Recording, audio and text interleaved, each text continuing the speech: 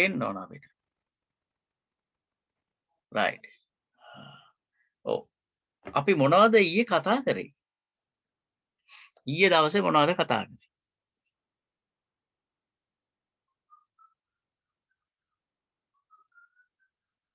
ආ?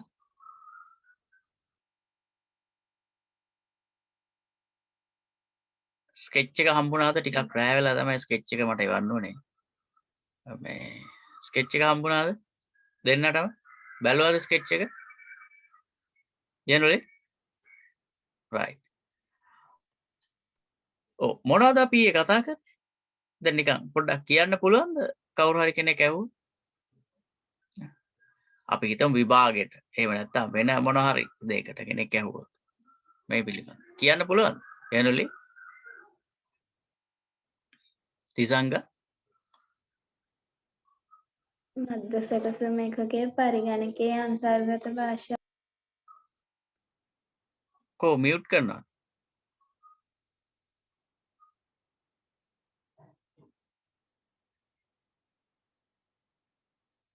මධ්‍යසකසම එකකයේ පරිගණකයේ අන්තර්ගත භාෂාව ඔව්. මධ්‍ය සැකසුම් ඒකකයේ මොකද ආයේ කියන්නේ? මධ්‍යසකසම එකකයේ පරිගණකයේ අන්තර්ගත භාෂාව එහෙමද අපි කිව්වේ? මධ්‍යසකසම එකකයේ අන්තර්ගත පරිගණකයේ භාෂාව අන්න. මොකද උනේ? පොඩ්ඩක් ටොපික් එක වැරදිලා නේද? හදාගන්න ඒක. නැත්තම් කවුරු හරි බැලුවොත් මොකද්ද මේ යකා කියලා තින්නේ කියලා හිතයි. නේදලි? right. මේක චුට්ටක් කාටද දැන් අපිට එක්ස්ප්ලেইন කරන්න පුළුවන්? දෙන්නයින් කාටද? මේ ගැන කියන්න පුළුවන්.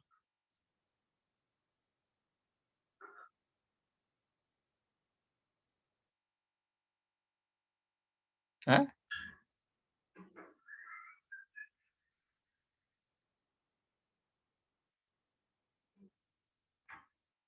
මතකයිද?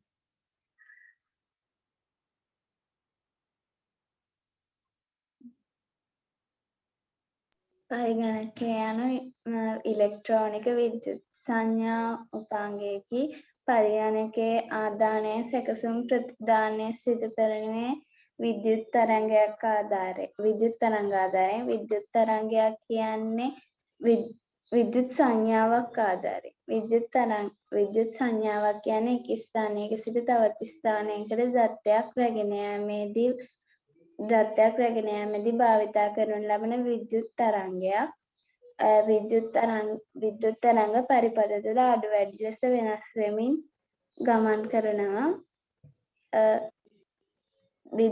පරිගණකය අතර ඕනෑම ඉලෙක්ට්‍රෝනික උපාංගයක විද්‍යුත් තරංග ගමන් කිරීම අඩු වන අවස්ථාවේදී බිඳුව ලෙසත් වැඩි වන අවස්ථාවේ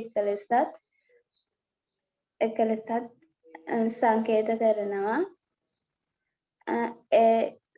විද්‍යුත් සංඥා නිරූපණය කිරීමට එක බිඳුව යන දීමේ සංඛ්‍යා යොදා ගන්න නිසා දීමේ සංඛ්‍යා රටා ලෙසත් හඳුන්වනවා. බොහෝ ඉලෙක්ට්‍රෝනික උපාංගවල දත්ත හුවමාරු කිරීම සඳහා යොදා ගන්න නිසා ඉලෙක්ට්‍රෝනික උපාංග දත්ත හුවමාරු කිරීමේ ක්‍රමයක් ලෙසත් හඳුන්වනවා.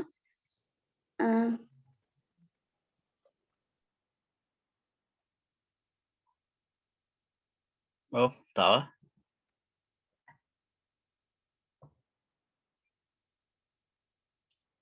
බොහෝ ඉලෙක්ට්‍රෝනික උපාංගවලට පොදු වූ නිසා ඒක පසු කාලීනව දීමේ සංඛ්‍යා රටා යාන්ත්‍රික භාෂාව බවට පරිවර්තනය වුණා. පරිගණකයේ ක්‍රියා කරනහොත් පරිගණකයේ මොළය ලෙස හැඳින්වෙන මධ්‍ය සැකසුම් ඒකකය මගින් පොඩ්ඩක් ඉන්න. දැන් අපි මේ භාෂාව ගැනනේ කතා කරන්නේ. එතකොට මෙයා මොකද්ද මෙයාට කියන්නේ? මොන භාෂාව කියලාද කියන්නේ? මෙයාට කියන නම මොකද්ද? නම් දෙකක් කියනවා මෙයාට. එහෙම වෙන්නේ හේතුව උනේ මොකක්ද? අන්න ඒ ටික තමයි අපි හරියටම දැනගන්න ඕනේ. මෙයා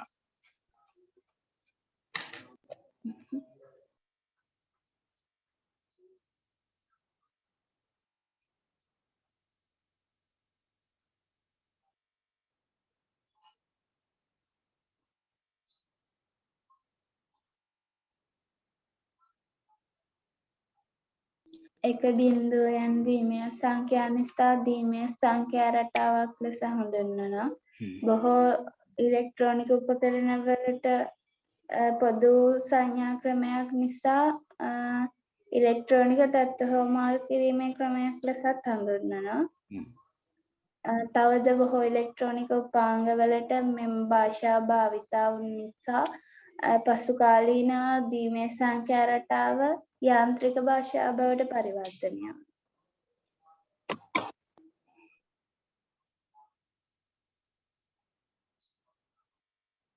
පොදු වෙච්ච භාෂාවක් වෙච්ච නිසා නේද? බලන්න බොහෝ ඉලෙක්ට්‍රොනික යන්ත්‍ර සහ පොදු භාෂාවක් වෙයින් මේ යන්ත්‍ර භාෂාව ලෙසද හැඳින්වෙන්නේ. ඒට හේතුව උනේ මොකද්ද? මේ හැම ඉලෙක්ට්‍රොනික උපකරණයකටම තේරුම් ගන්න පුළුවන් පොදු එකම භාෂාව මේක වෙච්ච නිසා. බලන්න නෝට් එකේ එහෙම දීලා තියෙනවද කියලා? නෝට් එක පොඩ්ඩක් කියවලා බලන්න.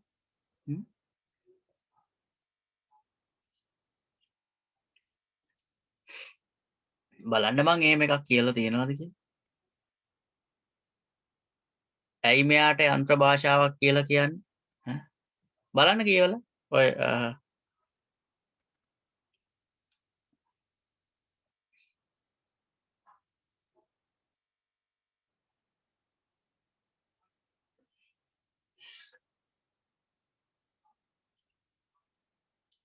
තියනවද පුතේ එහෙම එකක්?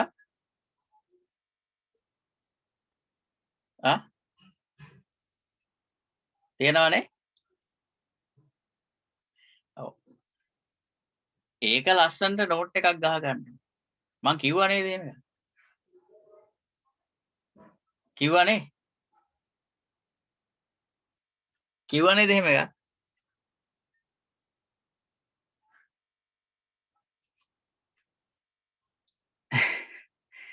රයිට්. කවන්නේ. ඕකේ තියෙන එක හරියට අපි නෝට් එකක් කියවලා බලන්න. නෝට් එකක් කියවලා බලලා මේ අහන්නේ මෙයාගේ භාෂාව මොකද්ද කියලානේ. මාතෘකාව මොකද්ද? මධ්‍ය සැකසුම් මේකකයේ අන්තර්ගත පරිගණකයේ භාෂාව. එතකොට ඒ ගැන කතා කරන්න ඕන. මොකද්ද මේ භාෂාව? මොකක්ද යාට කියන නම? කොහොමද මේ භාෂාව ඇති වුනේ? කියන එක ගැන කතා කරන්න ඕන. එතකොට මොකද්ද මධ්‍ය සැකසුම් ඒකකයක් පාවිච්චි කරන්නේ මොන භාෂාවද එතකොට? අපි පොදුවේ කියනවනේ. මධ්‍ය සැකසුම් ඒකකය එයාගේ පරිගණකය කරන සියලුම වැඩ කටයුතු වලට භාවිතා කරන්නේ මොන භාෂාවද?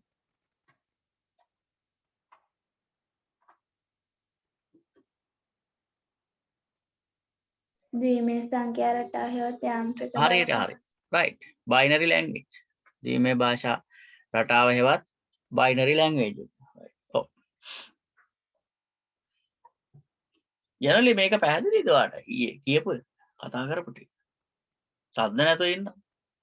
තරහා වෙලා වගේ ඉන්න. ජනරලි.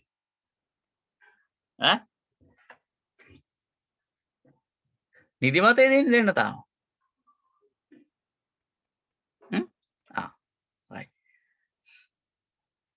හරි මට එක්කෙනෙක් පැහැදිලි කරානේ මං ආය අනිත් එක්කෙනාගෙන් අහන්නේ මං විශ්වාස කරනවා පුළුවන් ඇති කියලා.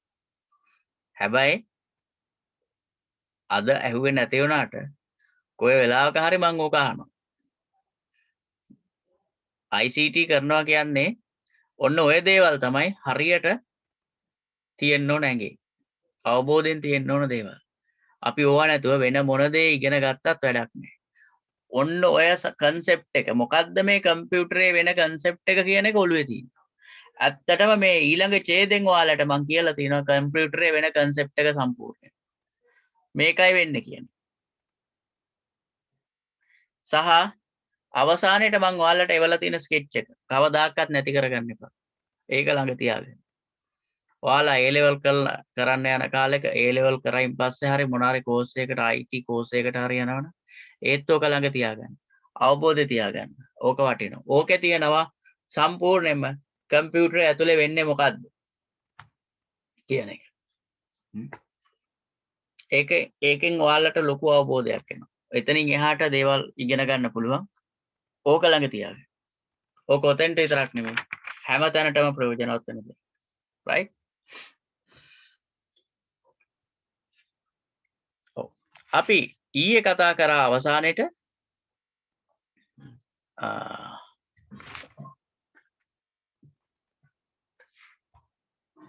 දැන් අපි බෝඩ් එක දාගමු.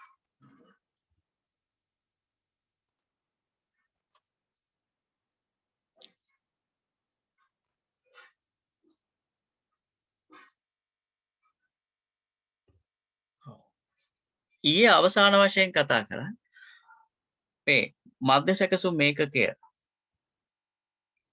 තමන්ගේ ක්‍රියාකාරීත්වය සිදු කරන්නේ ද්විමය භාෂාව පදනම් කරගෙන. ද්විමය භාෂාව උපකාර කරගෙන. එහෙම නැත්නම් යන්ත්‍ර භාෂාව උපකාර කරගෙන. ඒ වගේම මේ මධ්‍ය සැකසුම් ඒකකය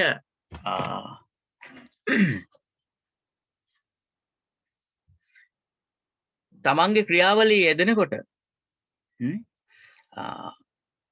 ඒ ක්‍රියාවලියේ යෙදෙන වේගය අනුව පරිගණකයේ වේගය තීරණය කරනවා. මධ්‍ය සැකසුම් ඒකකය තමන්ගේ ක්‍රියාවලිය යෙදෙන්නේ මේ සැකසුම් ක්‍රියාවලිය යෙදෙන වේගය අනුව තමයි පරිගණකයේ වේගය අපිට තීරණය කරන්න වෙන්නේ. හරිද? ඒ කියන්නේ මධ්‍ය සැකසුම් ඒකකය කිසියම් නිශ්චිත කාර්යයක් කරද්දී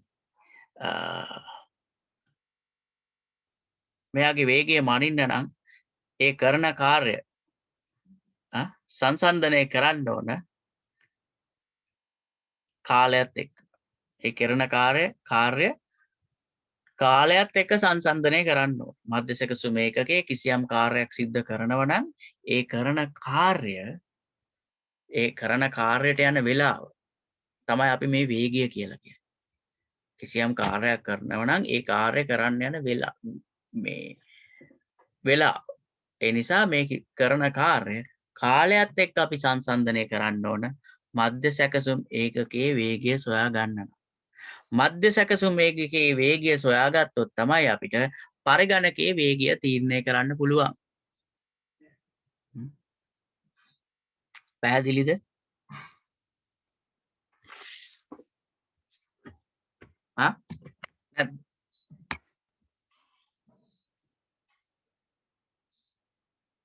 මධ්‍ය සැකසුම් ඒකකය ද්විමය භාෂා එහෙමත් නැත්නම් යන්ත්‍ර භාෂාව උපකාර කරගෙන පරිගණකයේ සියලුම කටයුතු සැකසුම් කටයුතු සිදු කරනවා. සැකසුම් කටයුතු සිදු කරනවා කියන්නේ පරිගණකයෙන් වෙන්නේ සැකසුම් කටයුතු පමණයි.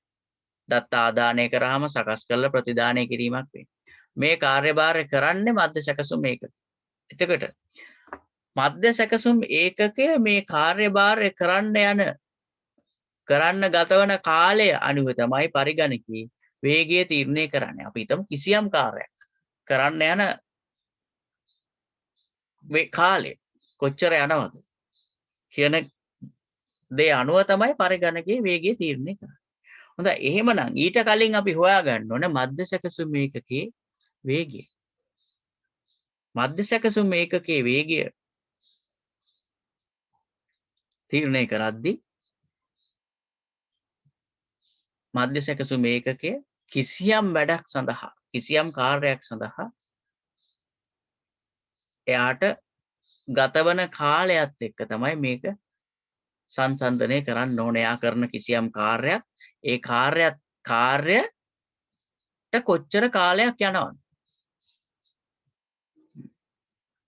අපි මෙන්න මේ ආකාරයට බලමු. දැන් අපි කතා කරා මෙයා වැඩ කරන්නේ බයිනරිස් වලින්. යන්ත්‍ර භාෂාව. යන්ත්‍ර භාෂාවෙන් තමයි වැඩ කරන්නේ. යන්ත්‍ර භාෂාව කියලා කියන්නේ මොකද්ද? එක බිඳුව කියන අංක රටාව. කොහොමද මේ අංක රටාව ඇති වෙන්නේ? විද්‍යුත් තරංග මගින්. එතකොට හරි ලස්සන කතාවක් මේක. දැන් මධ්‍ය සැකසුම් මේ පරිගණකයට ආපු දත්ත ටික ආදාන උපකරණ හරහා එන දත්ත මුලින්ම සසම්භාවී පිවිසුම් මතකයට යනවා. සසම්භාවී පිවිසුම් මතකයෙන් වාරක මතකයට ගබඩා වෙන මධ්‍ය සැකසුම් ඒකකයේ නිතර පරිහරණයට අවශ්‍ය ටික ඊළඟට මධ්‍ය සැකසුම් ඒකකයේ මුලින්ම වාරක මතකයෙන් ගන්නවා Tamanට අවශ්‍ය කරන දත්ත. Tamanට අවශ්‍ය කරන දත්ත ගන්නවා කියන්නේ මොකද්ද? මධ්‍ය සැකසුම් ඒකකයට ලැබෙන්නේ මොනවද? අර විද්‍යුත් තරංග. එක බිඳුව කියන තරංග තමයි ලැබෙන්නේ. ඒ තරංග ටික අරගෙන එයා මොකද්ද කරන්නේ? දැන් අපිට එන්නේ දත්තනේ. මේ දත්ත ටික අරගෙන මෙයා මේක සකස් කිරීමක් සිද්ධ කරනවා. මේ සකස් කිරීම සිද්ධ කිරීමේදීත් වෙන්නේ මොකද්ද? ඒ සකස් කිරීමේ කාර්ය කරන්නේත් කොහොමද? මේ ද්විමේය භාෂාව. එමත් නැත්නම් යන්ත්‍ර භාෂාව. ඒ සකස් කිරීමේ කාර්යෙදිත් මොකද්ද වෙන්නේ? අර ද්විමේය භාෂා උත්පාදනයක් සිද්ධ වෙනවා. ඒ කියන්නේ එක බිඳුව කියන සංඛ්‍යා රටා උත්පාදනයක් තමයි සිද්ධ වෙන්නේ. දත්ත සැකසීමේ ක්‍රියාවලිය. අන්නේ දත්ත සැකසීමේ ක්‍රියාවලියේදී උත්පාදනය වෙන එක බිඳුව අණුව තමයි අපි මධ්‍ය සැකසුම් ඒකකයේ වේගය තීරණය කරන්නේ. කොහොමද බලමු මේක කරන්නේ? ඔන්න මධ්‍ය සැකසුම් ඒකකයේ මම මෙතන ඇඳලා මෙයාගේ අපි process එකක් පෙන්නනවා. මෙයාගේ කිසියම් කාර්යභාරයක් මෙන්න මේ ආකාරයට. මම මේ නිල් පාටේ කොටුවක් ඇඳලා ලකුණු කරනවා. මෙයා කරන කාර්යයක් මොකක් හරි. මෙන්න මේ නිල් පාට කොටුවෙන් පෙන්වන්නේ මෙයා මධ්‍ය සැකසුම් ඒකකයේ විසින් සිදු කරන කිසියම් කාර්යයක්. අපි මෙහෙම හිතමු. මොකද්ද කරන්නේ? තිසංග අයියේ ගත්ත උදාහරණයක් කියපු උදාහරණයක් තිසංග කිව්වනේ මේ Word document එකක් open කරන්න කියලා. මතකද? mouse එක අරගෙන ගිහිල්ලා Word document එක ගාවට ගිහිල්ලා click කරලා open කරනවා කිව්වනේ. එතකොට මම mouse එක ඔයා move කරන ටික ගණන් ගත්තේ නෑ. එතෙන්ට මම ගණන් ගත්තේ mouse එක ගිහිල්ලා click කරන එක. right? click කරන්න කිව්වහම signal එකක් ආවා. මතකද? binary signal එකක් ආවා. ඒ binary signal එක වාරක මතකයට ගිහිල්ලා වාරක මතකයේ හරහා මධ්‍ය සැකසුම් ඒකකයට ගියා කියලාත් මතකද? right. ඔන්න ඒ signal එක ආවා මධ්‍ය සැකසුම් ඒකකයට. ආවේ මොකද්ද? Word document එකක් open කරන්න කියලා. මෙන්න මේ signal එක ආවා.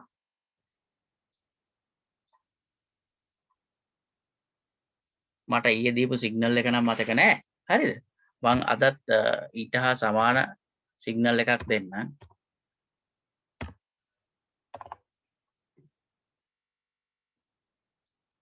මෙන්න සංඥාව. සංඥාව ආවා.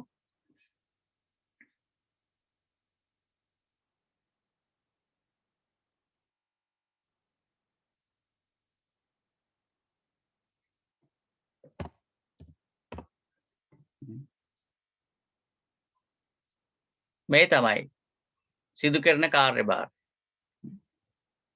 මේක දැන් මෙයා මේක ඇතුලේ විශ්ලේෂණය කරනවා.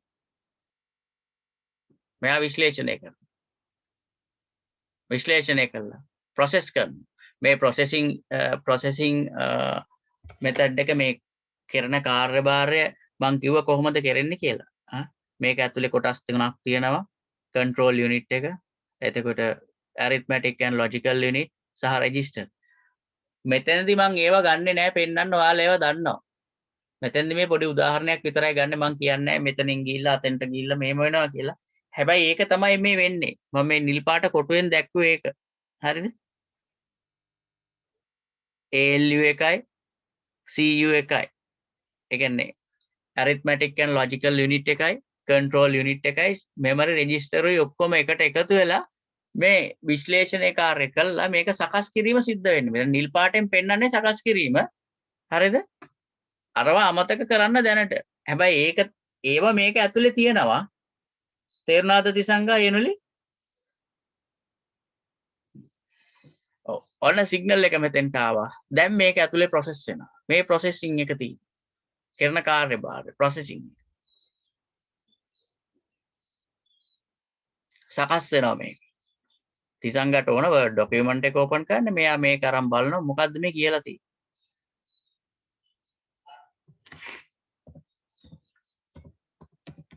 ප්‍රොසෙස් එක සිද්ධ වෙනවා. ප්‍රොසෙස් එක සිද්ධ වෙලා මොකද්ද වෙන්නේ? මේ ආපු සිග්නල් එක අනුව මෙයා මේ ප්‍රොසෙස් එක කරලා මෙයා අලුතෙන් දත්තේ සකස් කරලා අලුත් සිග්නල් එකක් හදනවා.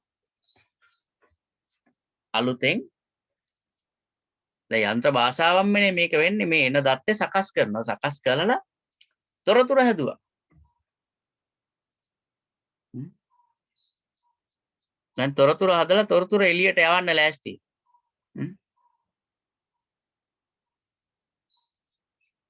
අපි බලමු මොකක්ද හදපු තොරතුරු.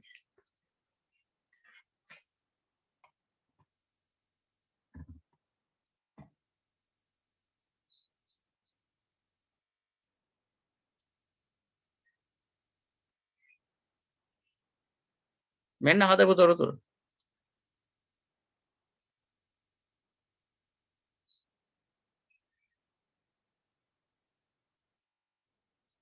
මෙන්න හදුව තොරතුරු විශ්ලේෂ ප්‍රොසෙස් කරලා ඉවරලා හදපු තොරතුරු මේ. දැන් මෙයා එළියට යවන්න ලෑස්ති මේ තොරතුරු.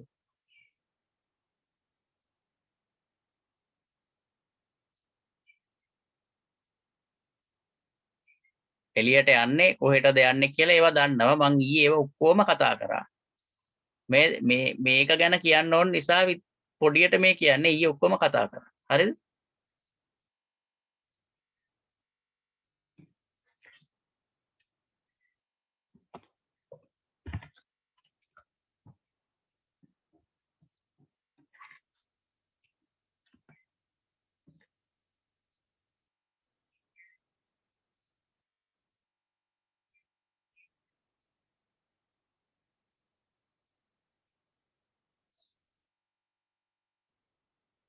ඔන්න දැන් අවුට්පුට් කරන්න ලෑස්ති. අවුට්පුට් කරනවා දැන්.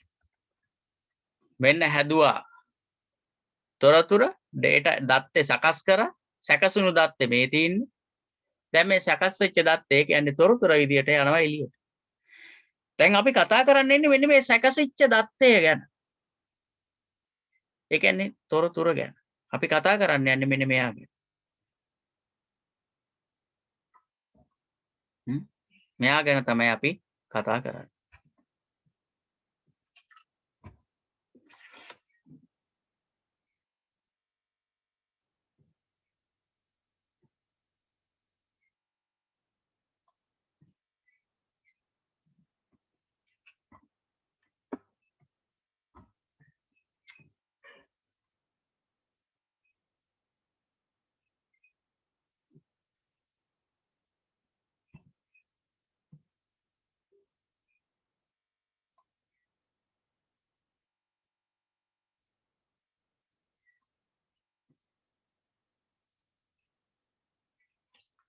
right.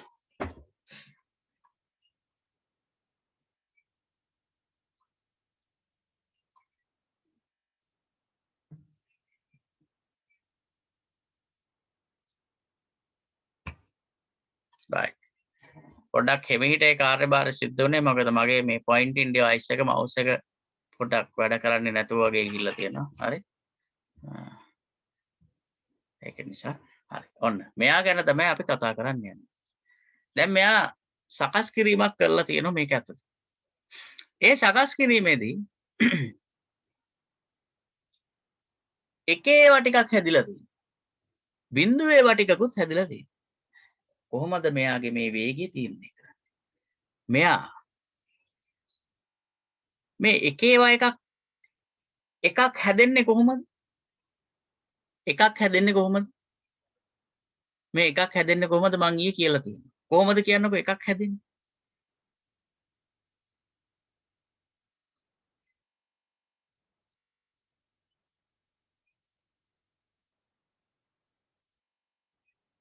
ජෙනුලි ඔව් කියන්න. විද්‍යුත් තරංගයක් විද්‍යුත් තරංගයක් වැඩි වෙන අවස්ථාවේ එක ලෙස අඩු වෙන අවස්ථාවේ බිඳුව ලෙස. හරි හරියට හරි. එතකොට එක කියන්නේ විද්‍යුත් තරංගයක් ඇති වෙච්ච අවස්ථාවයි. වැඩි වෙච්ච අවස්ථාව. හරි මේ ප්‍රොසෙස් වෙනවා කියලා කියන්නේ විද්‍යුත් තරංග ඇති වෙනව නැති වෙනව කියන්නේ. අඩු වෙනවා වැඩි වෙනවා. ඒක තමයි මේක සිද්ධ වෙන්නේ. විද්‍යුත් තරංගයක් වැඩි වෙච්ච අවස්ථාව තමයි එක වෙලා තියෙන්නේ. හරිද? එතකොට මෙන්න මේක ඇතුලේ ප්‍රොසෙසර් එක ඇතුලේ එහෙම නැත්නම් මධ්‍යසැකසු මේකක ඇතුලේ මේ එකක් ඇති වෙන අවස්ථාව කියනවා මෙයා මේ එක ඇතිවීමට කියනවා. අපි දැන් කාලයත් එක්කනේ ඔක යනවා කිව්වේ. එක ඇතිවීමට කියනවා එක ඔරලෝසු වටයක් කියලා. one clockwise. එක ඇති වෙන එකට කියනවා එක ඔරලෝසු වටයක්. එක මෙහෙම ඇති වෙන ටක් ගාලා එනවනේ. මේ විදියට බල්බ් අපි හිතමු බල්බ් එකක් පත් වුණා කියලා. කරන්ට් එක දීපු ගමන් ටක් ගාලා බල්බ් එක පත් වුණා. අන්න ඒ වගේ දෙයක් තමයි මේ එක ඇති වෙනවා කියන්නේ. ඊළඟට කරන්ට් එක නැති වෙච්ච එකම අර බල්බ් එක නිවුණා. ඒක නෙවෙන්නේ. බල්බ් එක පත් වෙන අවස්ථාව මේක ඇති වුණා කියලා හිතන්න. මේ එක ඇති වෙච්ච අවස්ථාව මේක සම්මතයක්. මේ එක ඇතිවීම ගන්නවා එක ඔරලෝසු වටයක් විදියට.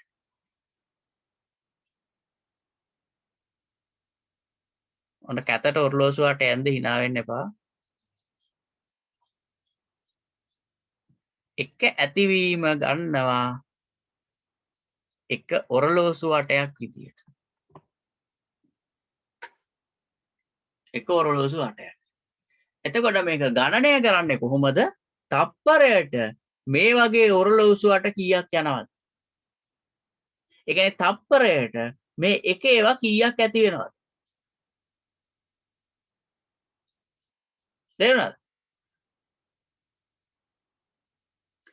එක ඇතිවීම මේ ප්‍රොසෙසර් එක ඇතුලේ එක නිෂ්පාදනය වීම එකක් නිෂ්පාදනය වීම ගන්නවා අපි එක ඔරලෝසු වටයක් විදියට. ටක් ගාලා මෙහෙම රවුමක් කරනවා. එතකොට තප්පරයක් ඇතුළත මේ වගේ ඔරලෝසු වට කීයක් යනවද?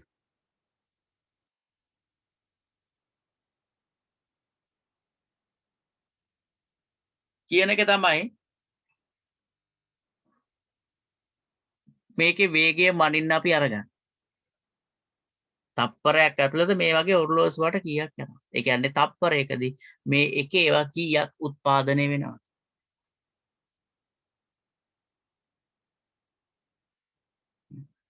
එතකොට මේ එකක් ඇතිවීම මේ එකක් ඇතිවීම එහෙම නැත්නම් මේ එක ඔරලෝසු වටයක් යෑමට සම්මත මිම්මක් තියෙනවා. ඒකට කියනවා මොකද්ද? එක හර්ට් එකක් කියලා. එක හර්ට් එකක්.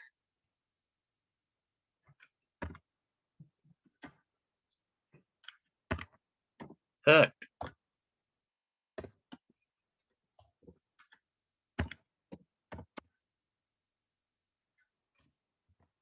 එක හර්ට් එකක්.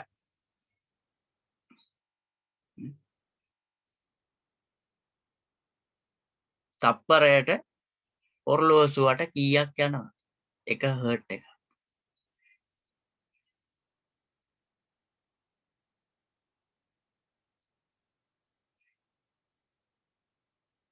අපි හිතමු තප්පරයට ඔරලෝසු වට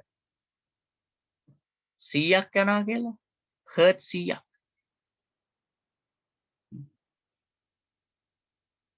100 Hz per second.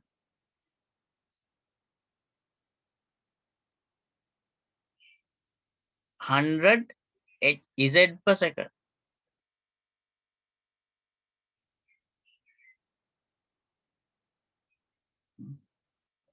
එක ඔරලෝසු වටයක් අපි සලකනවා එක හර්ට් එකක් විදියට මේක සම්මත වීම. එක ඔරලෝසු වටයක් කියලා කියන්නේ මේ එක එකක් මේක ඇතුලේ උත්පාදනය වීමක්. එක ගන්න එක clockwise එකක් විදියට. එක උත්පාදනය වීම.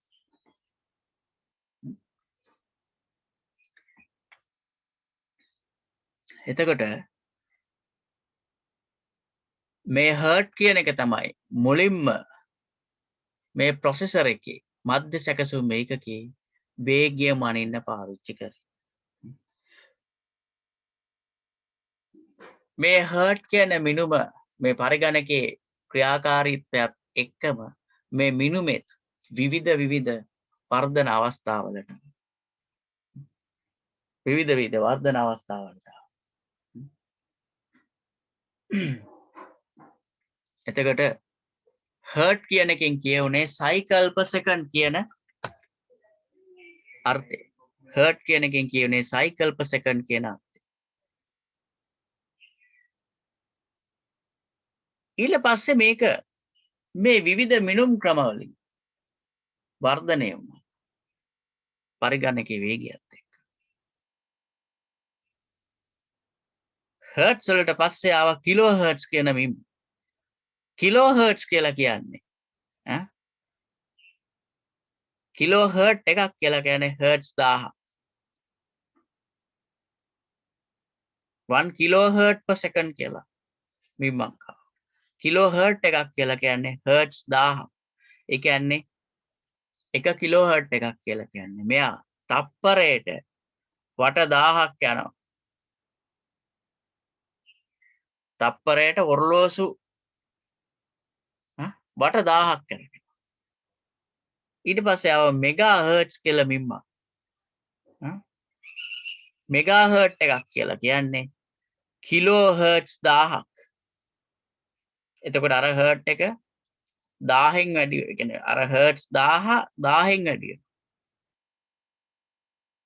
ඊළඟට ආවා ගිගා හර්ට්ස් කියලා. ගිගා හර්ට්ස් කියලා කියන්නේ මෙගා හර්ට්ස් 1000ක්.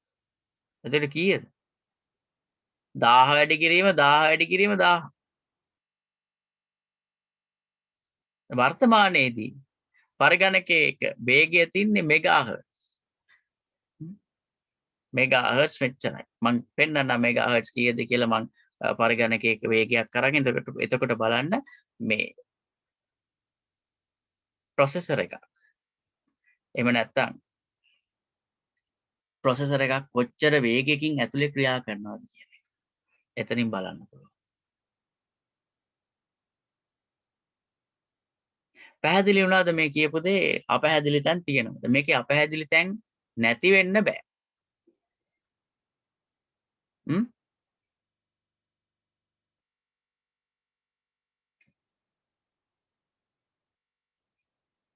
ජෙනුලි ත්‍රිසංග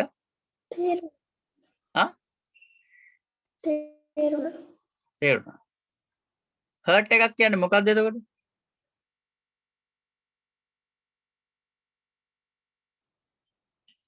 හර්ට් එකක් කියලා කියන්නේ මොකක්ද?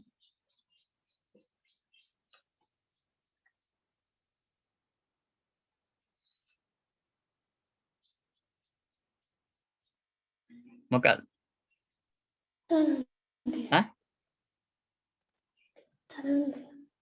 හර්ට් එකක් කියන්නේ තරංගයක්. නෑ පුතේ. හර්ට් එකක් කියන්නේ තරංගයක් නෙමෙයි. හර්ට් එකක් කියන්නේ තරංගයක් නෙමෙයි. හර්ට් එක කියන්නේ මිම්මක්. සම්මත මිනුමක්.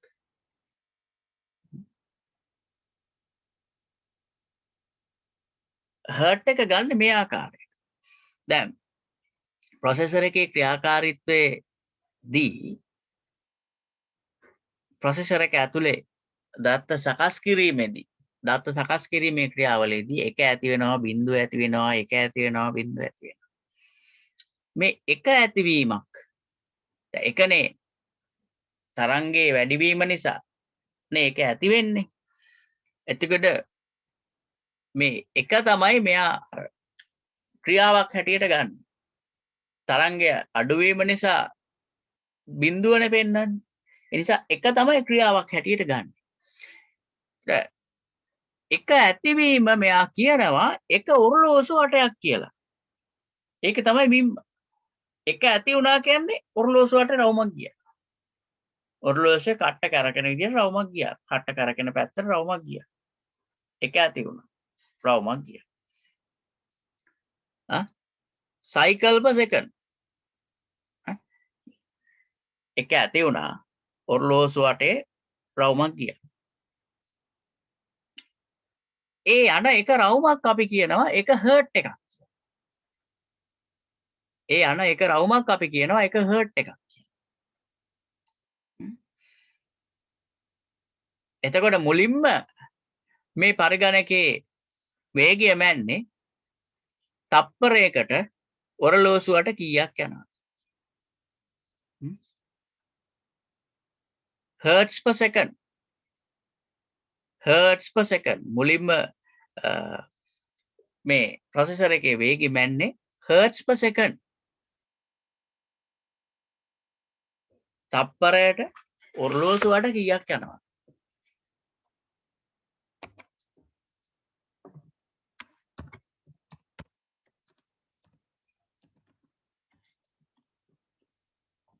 hertz per second.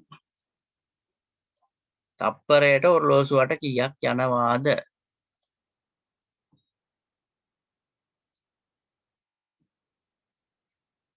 මේ මිනුම